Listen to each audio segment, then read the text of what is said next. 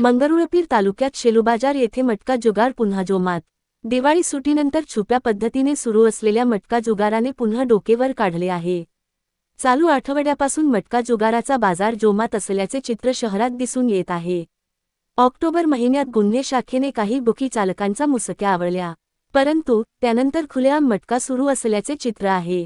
प्रशासन अधिकारी विविध पातळीवर कारवाईने चर्चेत असताना अवैध धंद्यांवर पोलिसांचा धाक उडा अशी परिस्थिती आहे। मटका खुलेआमपणे सुरू असल्याचे वत सिटी न्यूज सुपरफास्ट फेब्रुवारी 2025 यानंतर पोलिसांनी मटका सुरू नसल्याचे ठामपणे सांगितले। दिवाळीनंतर मटका सुरू करण्याकरिता मटका बुकीचालकांनी बिर्याणी पार्टी देऊन टपरीधारकांना सूचना केल्याचे वृत्त आहे। आता टपऱ्यांमधून पूर्वीप्रमाणेच खुलेआमपणे चिठ्ठ्या दिल्या जात आहेत। तरी मटका कसा सुरू? शेलू बाजारात शेकडोने मटका टपरीधारक होते। आतापर्यंत एकही जणांवर कारवाई करण्यात आली नाही, तरीही मटका जुगाराचा बाजार सुरूच राहतो। यावरून पोलिसांचा अवैध व्यावसायिकांवर धाक नाही की काही पोलिसांची पडद्याआडून दोस्ती आहे, असा प्रश्न उपस्थित केला जात आहे।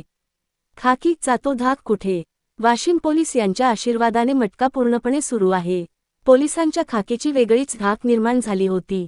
पोलीस कारवाई करीत असले तरी गेल्या 2 महिन्यांत मटका बाजार बंद चालू असेच चित्र का, असा प्रश्न आहे। शेलूबाजारात येथे सुरू आहे मटका।